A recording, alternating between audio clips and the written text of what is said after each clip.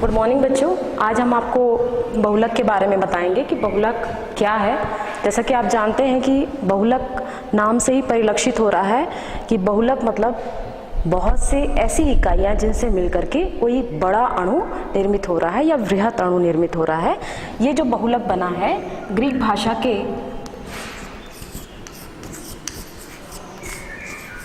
भाषा से बना है। ग्रीक भाषा के पॉलीमर से मिलकर बना हुआ है। इंग्लिश के पॉलीमर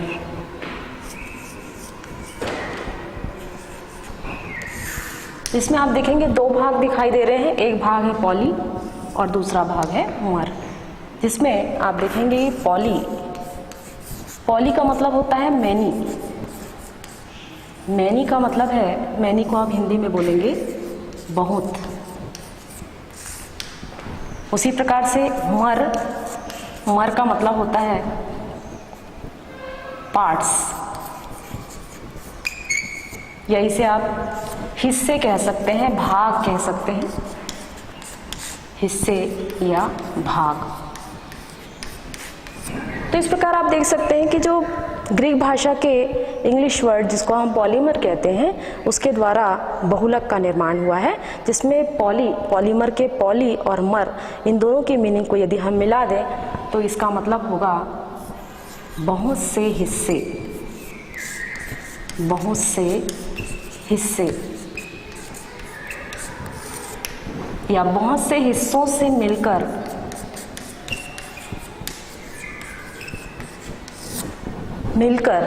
बना हुआ जो यौगिक होता है, बना यौगिक पॉलीमर कहलाता है, जिसे हिंदी वर्जन में हम उसे बहुलक कहते हैं। बहुलक या पॉलीमर कहते हैं, पॉलीमर कहा जाता है।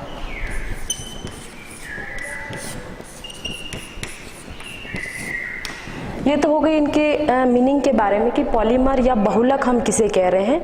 तो जो बहुलक है, जो कि यदि हम बहुलक की बात करें तो जो बहुत सारे हिस्से होते हैं या बहु प्लस लक है, तो इसे हम ये कह सकते हैं कि बहुलक की जो छोटी इकाई होती है जिनसे मिलकर बहुलक बना है, छोटी इकाइयाँ, इन छोटी इकाइयों को हम कहते हैं मोनोलक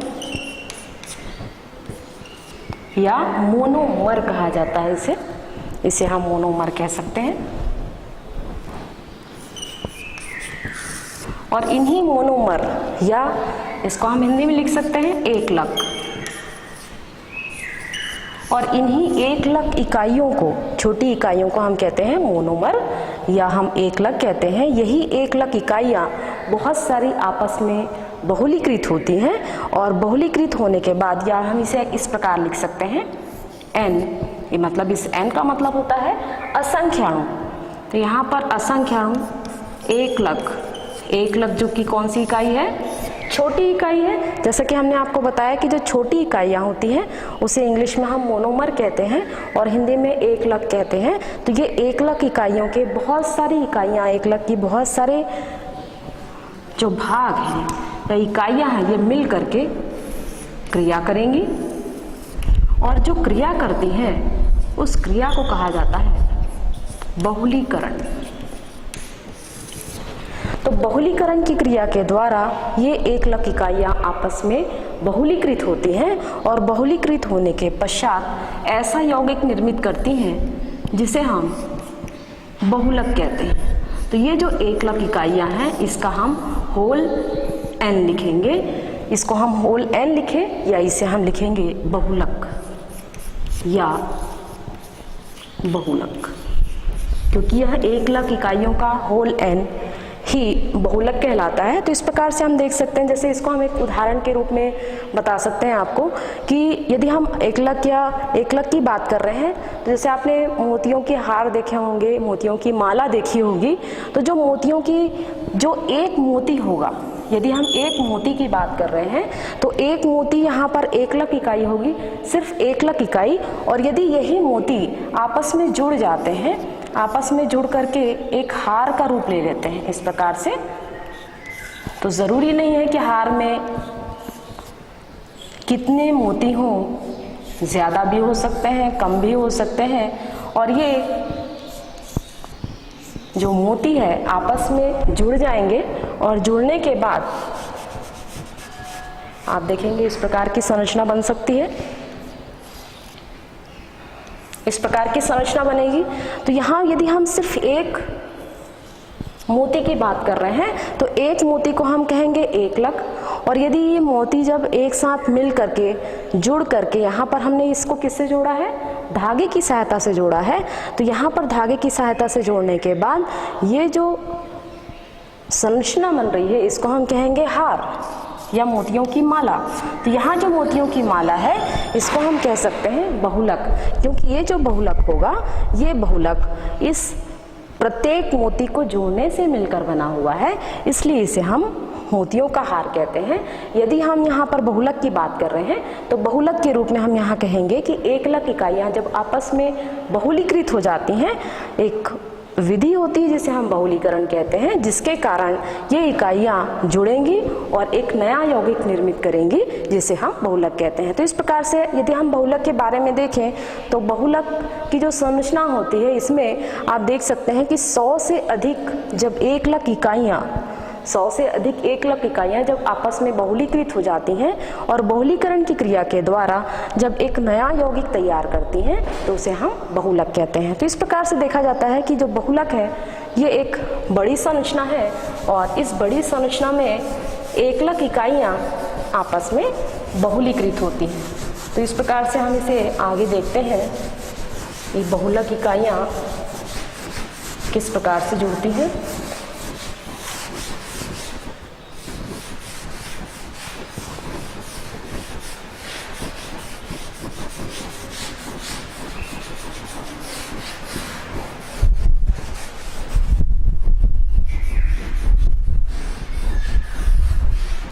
इसे आप एक साधारण से एग्जाम्पल के रूप में भी देख सकते हैं। यदि हम बहुलक के बारे में देख रहे हैं, जैसे लकड़ियों का गट्ठर होता है या लकड़ियां हैं, तो लकड़ियां यदि हम सिंगल लकड़ियों की बात करें तो सिंगल लकड़ियां अगर बिखरी हुई हैं तो उसे हम एकलक इकाइयां कहेंगे, और जब यही लकड़ियां आपस में एक गट्ठर का रूप ले लेती हैं, इस प्रकार से आप देखेंगे इस प्रकार से एक गट्ठर का रूप ले लिया और इसे हमने रस्सी से बांध दिया है, तो एक बड़ी संरचना हो गई क्योंकि इसमें एक मजबूती होगी। लेकिन अगर सिंगल एकलक इकाइयों की बात करें तो उसमें इतनी मजबूती नहीं होती है। तो यहाँ पर हम बहुलक के बारे में देखें। नेक्स्ट है बहुलीकरण। बहुलीकरण संक्षिप्त रूप में हमने अभी आपको बताया था कि बहुलीकरण क्या है। तो बहुलीकरण वह अभिक्रिया है जिसमें एकलक इकाइयाँ मतलब छोटी इकाइयाँ या सरल इकाइयाँ, और ये जो सरल इकाइयाँ हैं जिसको हम क्या कहते हैं, आप मोनोमर कह सकते हैं या इसे हम क्या कहेंगे, एकलक। और यही इकाइयाँ आपस में इसके n मॉलिक्यूल n अणु, तो सरल इकाइयाँ जिसको हम एकलक इकाइयाँ कहते हैं या मोनोमर कहते हैं, ये आपस में जिस विधि के द्वारा बहुलीकृत हो रही है, जिस विधि के द्वारा बहुलीकृत हो रही है उस विधि को हम कहते हैं बहुलीकरण, जिसके द्वारा बहुलक का निर्माण होता है। तो बहुलक को बनाने के लिए जिस विधि का प्रयोग किया जाता है उस विधि को हम कहते हैं बहुलीकरण। अर्थात ये कहा जा सकता है सरल इकाइयाँ आपस में बहुलीकृत होकर बहुलीकरण की क्रिया के द्वारा जिस यौगिक का, जिस दीर्घ यौगिक का या बड़े अणु का निर्माण करती हैं उसे हम कहते हैं बहुलक, या उसे आप इंग्लिश में कह सकते हैं पॉलीमर। जैसा कि हमने आपको बताया पॉलीमर के बारे में कि पॉलीमर या बहुलक जो है ऐसे दीर्घ अणु हैं जो कि सरल अणु के द्वारा या सरल इकाइयों के द्वारा निर्मित होते हैं। और यदि हम इसके बारे में देखें तो बहुलीकरण वह क्रिया है जिसमें सरल इकाइयां आपस में बहुलीकृत होंगी और बहुलीकृत होने के पश्चात एक वृहद अणु का निर्माण करेंगी। नेक्स्ट है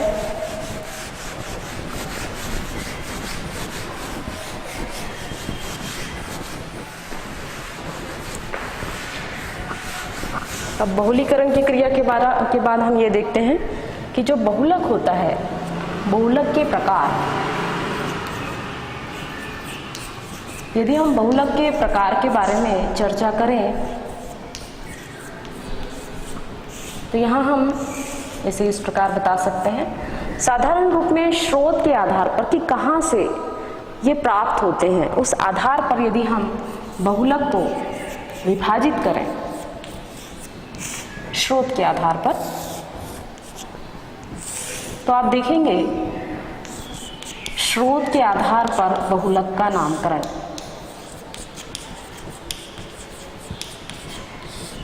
कि ये बहुलक हमको कहाँ से प्राप्त होता है। तो इस आधार पर यदि हम देखें तो बहुलक दो प्रकार का है। एक होता है प्राकृतिक बहुलक,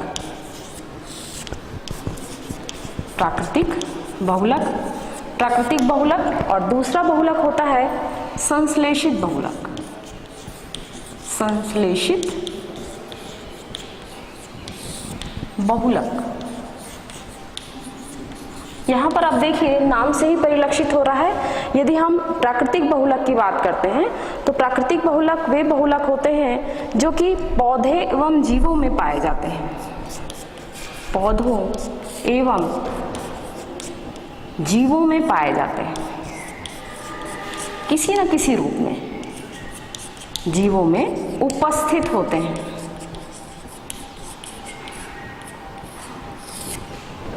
पौधे व जीवों में उपस्थित होते हैं। यदि हम पौधों की बात कर रहे हैं तो पौधों में आप देखेंगे कि स्टार्च के रूप में, पौधों में आप देखते हैं कि स्टार्च बनता है और ये स्टार्च जो है ग्लूकोज के जो अणु होते हैं यही अणु आपस में बहुलीकृत हो जाते हैं और बहुलीकृत होने के बाद इसको हम स्टार्च कहते हैं। तो पौधों में स्टार्च, उसी प्रकार से सेलुलोज के रूप में आप देखेंगे प्राकृतिक बहुलक पाया जाता है। ठीक इसी तरह यदि आप जीवों की बात करें तो जीवों में यदि हम चमड़े की बात कर रहे हैं तो जो चमड़ा होता है या ऊन होता है, क्योंकि ये जीवों से ही हमको प्राप्त हो रहा है, तो इसमें आप देखेंगे ये बहुलक पाया जाता है। इसका निर्माण किससे हो रहा है? बहुलक के रूप में हो रहा है और ये एक प्राकृतिक बहुलक है, प्रकृति में पाया जा रहा है। इसे हम बना नहीं रहे हैं बल्कि ये मौजूद है, चाहे पौधों में हो चाहे जीवों में हो। तो ऐसे बहुलक जो प्रकृति में मौजूद होते हैं उन्हें हम प्राकृतिक बहुलक कहते हैं। और जो प्रकृति में मौजूद नहीं होते या जिसे हम स्वयं बनाते हैं या मानव के द्वारा निर्मित होते हैं उसे कहा जाता है संश्लेषित बहुलक, मानव द्वारा निर्मित। अब मानव द्वारा निर्मित है मतलब इसे हम प्रयोगशाला में निर्मित करेंगे। प्रयोगशाला में जब इसे बनाया जाता है तो इसे हम कहते हैं संश्लेषित बहुलक। संश्लेषित मतलब जिसका संश्लेषण किया गया है, जिसे निर्मित किया गया है, जो कि मनुष्य के द्वारा प्रयोगशाला में निर्मित किया जाता है। तो इस आधार पर यदि हम देखें तो बहुत सारे ऐसे यौगिक हैं जिसको हम संश्लेषित कर सकते हैं, जो कि प्रकृति में मौजूद है। दैनिक जीवन में इसका उपयोग हम निरंतर करते रहते हैं। तो संश्लेषण के आधार पर जैसा हमने देखा कि प्राकृतिक बहुलक की यदि हम बात करें तो प्राकृतिक बहुलक पौधों एवं जीवों में पाए जाते हैं। ठीक इसी तरह यदि हम संश्लेषित बहुलक की बात करें तो संश्लेषण के आधार पर या इसके निर्माण के आधार पर यदि हम संश्लेषित बहुलक को विभाजित करें तो ये दो प्रकार का होता है। एक होता है योगात्मक बहुलक, योगात्मक बहुलक, और दूसरा होता है संघनन बहुलक।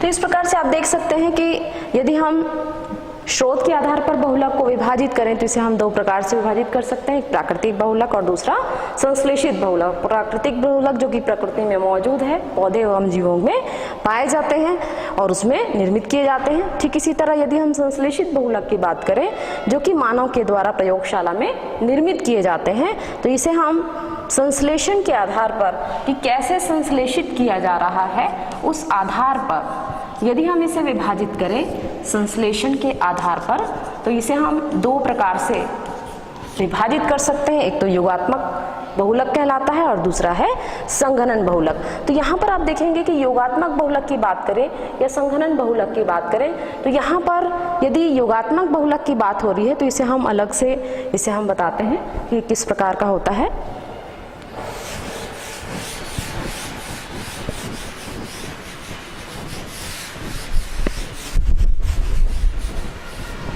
इसमें पहला है योगात्मक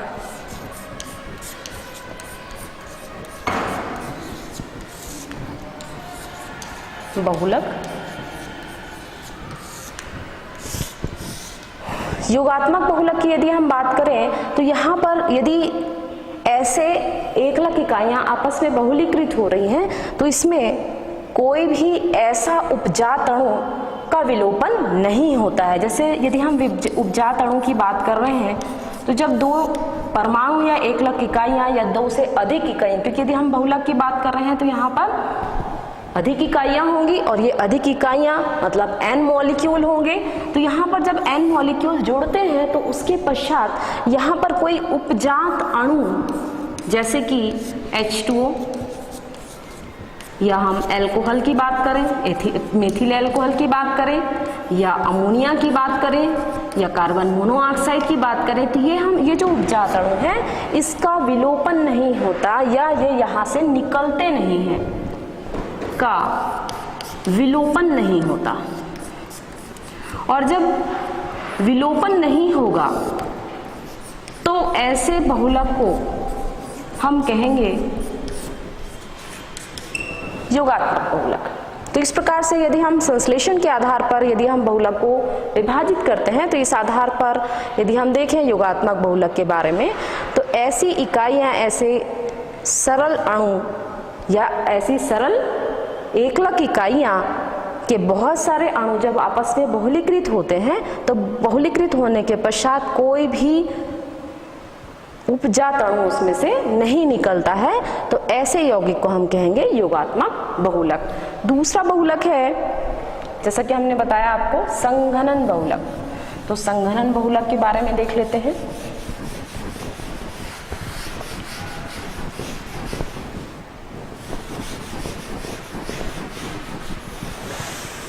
तो संश्लेषण के आधार पर दूसरा बहुलक है संघनन बहुलक।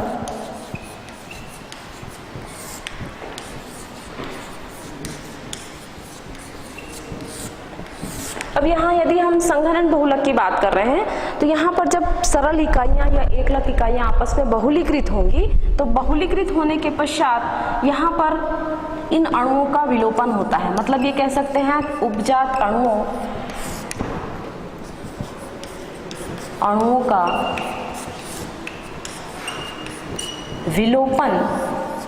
विलोपन मतलब निकलना।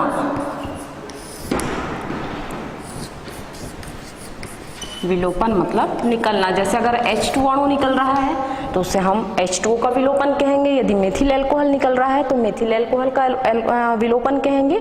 यदि कार्बन मोनोऑक्साइड निकल रही है या अमोनिया निकल रहा है तो उसका विलोपन हम कह सकते हैं। तो उपजात अणुओं का विलोपन होता है। तो जब भी ऐसे बहुलक निर्मित हो रहे हैं जिसे हम संघनन बहुलक कह रहे हैं, तो ऐसे बहुलक निर्मित होने के पश्चात कुछ उपजात अणुओं का विलोपन होता है तो उसे हम कहते हैं संघनन बहुलक। तो इस आधार पर यदि हम इसके उदाहरण के बारे में देखें तो योगात्मक जो बहुलक होता है वो योगात्मक बहुलक कई प्रकार के होते हैं। जैसे आप देखे होंगे दैनिक जीवन में आप पॉलीथीन का इस्तेमाल करते हैं तो ये पॉलीथीन जो होगा वो योगात्मक बहुलक के रूप में पाया जाता है। ठीक इसी तरह यदि हम संघनन बहुलक की बात करें तो जो संघनन बहुलक होता है, जो धागे बनाए जाते हैं नायलॉन के, वो संघनन बहुलक के द्वारा द्वारा निर्मित होते हैं। तो इस प्रकार से आप देख सकते हैं कि बहुलक को हम शोध के आधार पर, उसके संश्लेषण के आधार पर किस प्रकार से निर्मित कर सकते हैं। तो इसे आप नोट कर लीजिए। तो इस प्रकार से आपने देखा, इसे आपने नोट कर लिया होगा। तो यहाँ पर आपने देखा कि किस प्रकार से हम बहुलक को शोध के आधार पर और संश्लेषण के आधार पर विभाजित कर सकते हैं या वर्गीकृत कर सकते हैं। अब इसके बाद हम इसकी विस्तार से चर्चा करेंगे।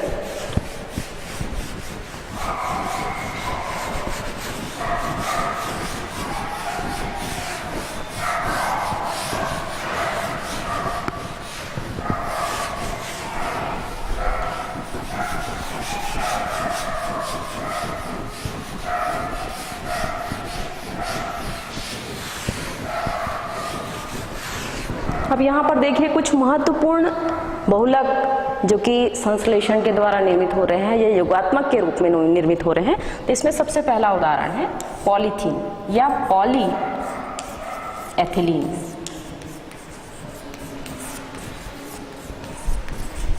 पॉलीथिलीन एथिलीन, ये इसे हम शॉर्ट में कह सकते हैं पॉलीथीन, जो कि आप रोजमर्रा की जिंदगी में या दैनिक जीवन में आप इसका उपयोग करते रहते हैं। तो इसे हम कहते हैं पॉलीथीन। तो यहाँ पर आप देखिए जो पॉलीथीन का निर्माण किया जा रहा है, ये पॉलीथीन प्रयोगशाला में निर्मित किया जाता है। तो यदि हम इसे निर्मित करें तो ये जो पॉलीथीन होती हैं ये दो प्रकार की होती हैं, एक निम्न श्रेणी की या निम्न घनत्व वाली और दूसरी होती है उच्च घनत्व वाली। तो यदि हम इसे विभाजित करना चाहें तो इसे हम दो प्रकार से विभाजित कर सकते हैं। एक को कहते हैं हम निम्न घनत्व वाले पॉलीथीन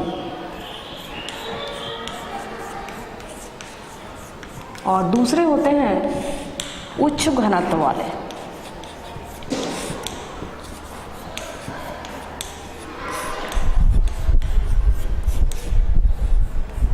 तो यहाँ पर आप देखिए, यदि हम निम्न घनत्व वाले पॉलीथीन की बात करें तो इसे हम कहते हैं लो डेंसिटी पॉलीएथिलीन। इस प्रकार से आप इसे लिख सकते हैं LDPE। ठीक इसी तरह यदि हम उच्च घनत्व वाले पॉलीथीन की बात करें तो इसे हम लिख सकते हैं H मतलब हाई, D मतलब डेंसिटी या घनत्व और P मतलब पॉली और E मतलब होता है एथिलीन। तो इस प्रकार से दो प्रकार के पॉलीथीन होते हैं, निम्न घनत्व वाले और उच्च घनत्व वाले। तो यहाँ पर आप देखिए सबसे पहला निम्न घनत्व वाले, या इसे हम कह सकते हैं LDPE। ज़्यादातर इसका उपयोग होता है, खैर HDPE का भी होता है उपयोग। तो यहाँ पर आप देखिए कि जब यहाँ पर ethylene NCH2 double bond CH2, ये जो CH2 दिखाई दे रहा है आपको, इसे हम कहते हैं एथिलीन। तो ये एथिलीन कैसी इकाई होगी? सरल इकाई होगी। और ये सरल इकाई को हम कहते हैं एथिलीन के एकलक परमाणु या अणु कहेंगे, एकलक इकाई। एथिलीन की एकलक इकाई, तो ये सरल इकाई है। और यहाँ पर हमने यहाँ N लिखा हुआ है, N का मतलब है असंख्य अणु है। तो ये जो असंख्य अणु आपको दिखाई दे रहे हैं, ये बहुलीकरण की क्रिया के द्वारा, यहाँ पर आप देखेंगे जो बहुलीकरण की क्रिया हो रही है, ये बहुलीकरण की जो क्रिया होती है ये उच्च ताप पर होती है। उच्च ताप और उच्च दाब दोनों ही उच्च लिए जाते हैं, उच्च ताप और उच्च दाब। यहाँ पर जो उच्च ताप होता है वो 100 से 300 डिग्री सेल्सियस के बीच होता है। ठीक इसी तरह उच्च दाब की यदि हम बात करें तो 1000 से 3000 एटमॉस्फेयर का यहाँ पर या दाब यहाँ पर आपको दिखाई देगा। तो इसे आप ATM लिख सकते हैं, एटमॉस्फेयर इसका दाब होगा। ठीक इसी तरह आप देखिए कि यहाँ पर जो ऑक्सीजन ली जाती है वो बहुत कम मात्रा में ली जाती है। ऑक्सीजन यहाँ पर बहुत कम ले रहे हैं, लगभग 0 पॉइंट यहाँ पर ले सकते हैं आप 0.03 से आप 0.1% तक ले सकते हैं। तो यहाँ पर आप देख सकते हैं, यहाँ इसकी मात्रा बहुत कम दिखाई दे रही है आपको। तो इसकी उपस्थिति में जब बहुलीकरण की क्रिया होती है एथिलीन पर, तो जब इसके साथ क्रिया हो रही है तो क्रिया होने के बाद जो पॉलीथीन निर्मित होता है उस पॉलीथीन को हम कहते हैं LDPE। तो यहाँ पर बहुलीकरण की क्रिया होगी और यहाँ पर आप देखिए ये इस प्रकार से हम इसे लिख सकते हैं। इसे हम इस प्रकार से लिखेंगे H2C single bond CH2 single bond का होल N। तो यहाँ पर ये क्या होगा, निम्न घनत्व वाला पॉलीथीन।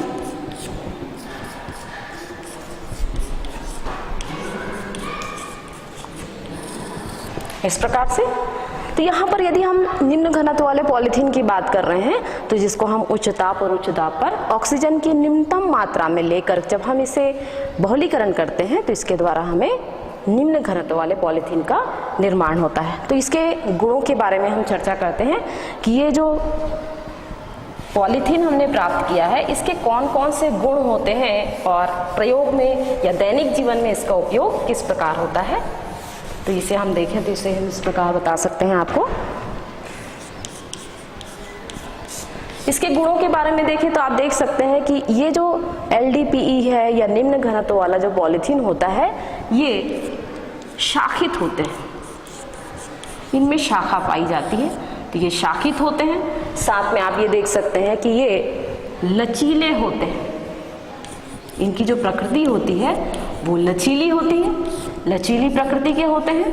ठीक इसी तरह यदि हम इसके गुणों के बारे में देखें तो इसमें आप ये बता सकते हैं कि ये ट्रांसपेरेंट होते हैं या पारभाषी होते हैं।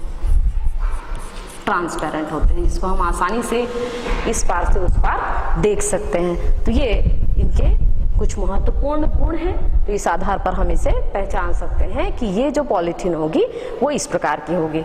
नेक्स्ट उपयोग, तो यहाँ पर आप दैनिक जीवन में इसके उपयोग भी देख सकते हैं। तो यहाँ पर आप देखेंगे जो प्लास्टिक के बैग बनाए जाते हैं,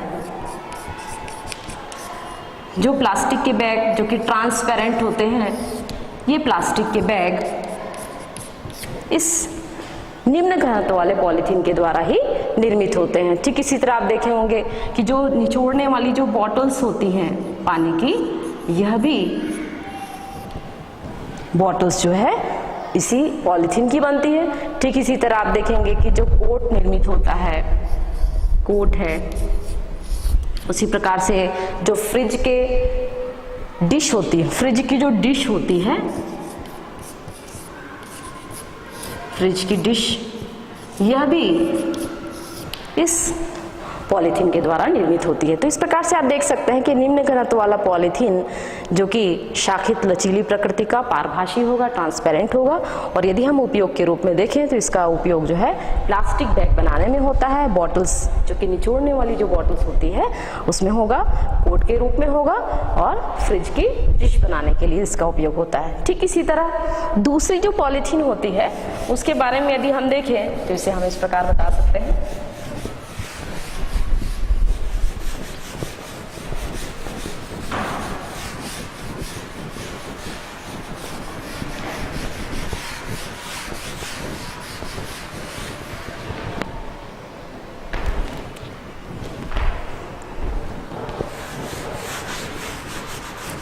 दूसरा है उच्च घनत्व वाले पॉलीथीन, या इसे हम HDPE बोल सकते हैं,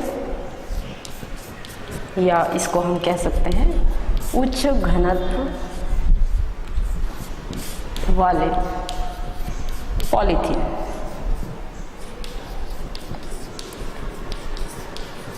है ये पॉलीथीन ही है लेकिन ये उच्च घनत्व, अधिक घनत्व वाला है।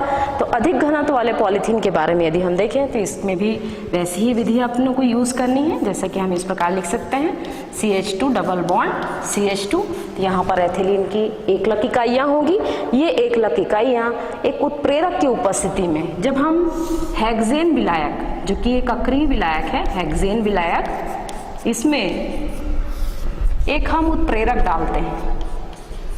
हेक्सेन विलायक के अंदर हम एक उत्प्रेरक डाल, चूंकि यह अक्रिय है,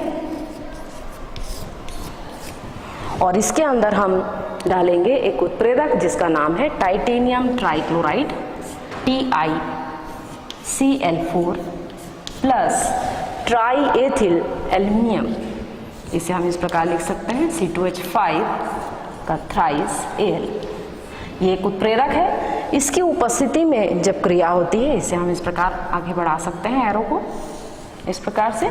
तो यहाँ पर आप देखिए कि जब हम एथिलीन की जो एकलक इकाइयाँ हैं, ये एथिलीन है, जैसा कि हमने पिछले निर्माण में आपने देखा है LDPE में, तो यहाँ एथिलीन की ये एकलक इकाइयाँ हैं। इकाइयाँ हम इसलिए कह रहे हैं क्योंकि यहाँ पर एक इकाई नहीं है बल्कि कितनी सारी इकाइयाँ दिखाई दे रही हैं आपको, क्योंकि हमने यहाँ पर क्या लिखा है, N लिखा है। N का मतलब है बहुत सारी इकाइयाँ, तो इस आधार पर आप देखेंगे, इसलिए इसे हम इकाइयाँ लिखते हैं। तो यहाँ पर आप देखिए एथिलीन की एकलक इकाइयाँ जो कि बहुत सारे हैं और ये बहुलीकरण की क्रिया करते हैं, किसकी उपस्थिति में कर रहे हैं, हेक्सेन विलायक जो कि एक अक्रिय विलायक है। इसमें हम एक उत्प्रेरक जो कि टाइटेनियम टेट्राक्लोराइड और ट्राईएथिल एल्युमिनियम की उपस्थिति में जब अभिक्रिया कराते हैं और इस अभिक्रिया के द्वारा कम दाब व कम ताप पर, कम दाब व कम ताप पर, जैसा कि आपने देखा कि जब हम LDPE का निर्माण करते हैं, निम्न घनत्व वाले पॉलीथीन का निर्माण करते हैं, तो उसमें हमने देखा था कि उच्च दाब और उच्च ताप का उपयोग करते हैं, लेकिन यहाँ पर हमको कम दाब लेना है और कम ताप लेना है। तो इसकी उपस्थिति में आप देखेंगे जो पॉलीथीन बनता है इस प्रकार से बनेगा H2CH2 होल N, इस प्रकार से आप लिख सकते हैं इसे, और ये होगा HDPE।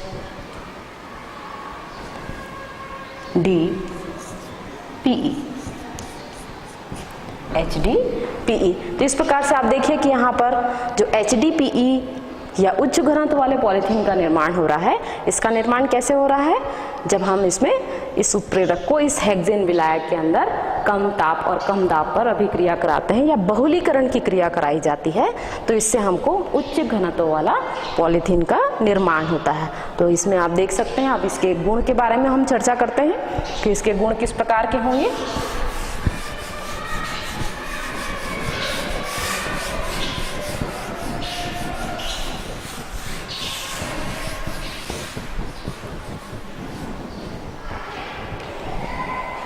अब यहाँ पर गुण के बारे में देखें, जो कि यहाँ पर यदि हम गुण के बारे में देखें तो यह अधिक घनत्व वाला है, और यदि हम इसकी संरचना देखें, जैसे LDPE की संरचना थी, शाखित संरचना थी, तो ये संरचना होती है रेखीय संरचना।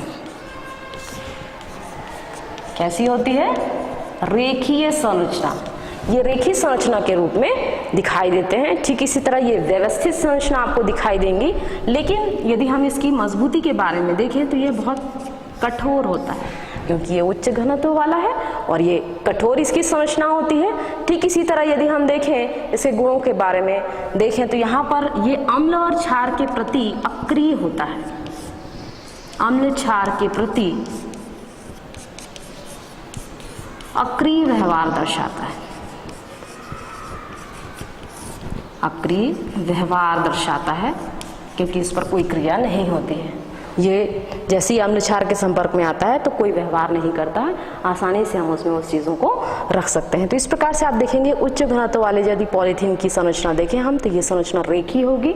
यदि हम उच्च घनत्व वाले संरचना देख रहे हैं तो ये रेखीय है, यदि हम निम्न घनत्व वाले पॉलीथीन की बात करें तो उसकी संरचना शाखित होती है, और उनकी संरचना में आपने देखा था कि लचीली स्ट्रक्चर होती है, यहाँ पर इसकी जो संरचना होती है वो कठोर होती है। तो ये ठीक इसी तरह भी इसके उपयोग के बारे में देखें तो यहाँ पर यदि हम उपयोग के बारे में देखें तो इसके द्वारा खिलौने बनाए जाते हैं। इससे आप खिलौने बना सकते हैं, खिलौने, और पाइप का निर्माण होता है, पाइप को निर्मित किया जाता है। ठीक इसी तरह बाल्टियां बनाई जाती हैं। बाल्टियाँ आपने देखे होंगे, काफ़ी मजबूत होती है, आसानी से टूटती नहीं है। तो ये जो HDPE है या उच्च घनत्व वाले जो पॉलीथीन होते हैं उसकी सहायता से हम खिलौने, पाइप और बाल्टियाँ और रस्सियों का भी उपयोग कर सकते हैं। रस्सियों का निर्माण इससे किया जाता है। ये काफ़ी मजबूत होती हैं, तो इस प्रकार से आप देख सकते हैं। यदि हम इनके बीच में अंतर लिखना चाहें तो इसमें अंतर भी हम दे सकते हैं।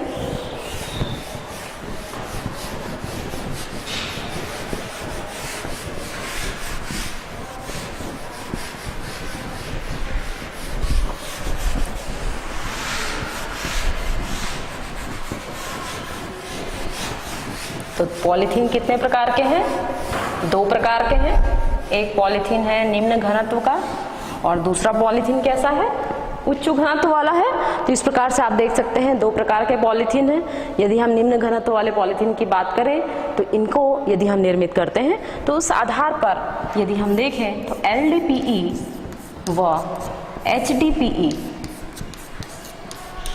इनके बीच में यदि हम अंतर देखते हैं तो अंतर यदि हम देखें तो हमको ये पता चलता है कि जो निम्न घनत्व वाले पॉलीथीन होते हैं इनकी जो संरचना होती है ये शाखित संरचना होती है। शाखित संरचना। ठीक इसी तरह यदि हम उच्च घनत्व वाले पॉलीथीन की बात करें तो इसकी संरचना रेखीय होती है। रेखीय संरचना। और यदि हम इसकी प्रकृति के बारे में बात करें तो इसकी जो प्रकृति होती है वो लचीली प्रकृति होती है और इसकी जो प्रकृति होती है वो कठोर होती है। कठोर प्रकृति होती है। कठोर प्रकृति होती है। और यहाँ पर यदि हम इसकी बात करें तो ये काफ़ी नरम प्रकृति के होते हैं। नरम होते हैं। इस प्रकार के जो पॉलीथीन होते हैं वो नरम होते हैं और ये जो पॉलीथीन होते हैं ये दृढ़ होते हैं या मजबूत होते हैं। इस प्रकार के पॉलीथीन। तो इस प्रकार से आप देख सकते हैं कि यदि हम निम्न घनत्व वाले पॉलीथीन की बात करें और उच्च घनत्व वाले पॉलीथीन की बात करें तो यहाँ पर इनके गुणों के आधार पर, इनके उपयोग के आधार पर इसे हम आसानी से भिन्नीकृत कर सकते हैं। साथ ये भी बताया जा सकता है कि यदि हम निम्न घनत्व वाले पॉलीथीन का निर्माण करते हैं तो इसके लिए हम जो ताप और दाब लेते हैं वह उच्च ताप व उच्च दाब लिया जाता है। उच्च दाब का उपयोग किया जाता है। दोनों ही उच्च लेते हैं हम। उच्च दाब का प्रयोग किया जाता है। उच्च ताप में आपने देखा था कि यहाँ पर जो हम टेम्परेचर या ताप लेते हैं वो 100 से 300 डिग्री सेल्सियस तक हो सकता है। और उच्च दाब की बात करें तो ये 1000 से 3000 एटमॉस्फेयर का दाब होगा। लेकिन अगर हम उच्च घनत्व वाले पॉलीथीन की बात करते हैं तो यहाँ पर हम जो ताप और दाब लेते हैं वो कम ताप व कम दाब होता है। कम दाब लिया जाता है यहाँ पर। तो इस प्रकार से ये तो इसके अंतर की बात हो गई कि यहाँ पर हम किस प्रकार से इसको हम डिफ्रेंशिएट कर सकते हैं, इसे हम भिन्नित कर सकते हैं, एक दूसरे से अलग कर सकते हैं। ठीक इसी तरह यदि हम उपयोग की बात करें तो इससे जो हमको इस प्रकार के जो पॉलीथीन हमको प्राप्त होते हैं इसके द्वारा हम प्लास्टिक बैग या निचोड़ने वाली बोतल का उपयोग कर सकते हैं, बोतल का निर्माण कर सकते हैं। ठीक इसी तरह यहाँ पर जो है मजबूत हमको पॉलीथीन प्राप्त हो रहा है, इससे प्लास्टिक की बाल्टियाँ, रस्सियों का निर्माण किया जा सकता है। नेक्स्ट है, तो ये जो पॉलीथीन है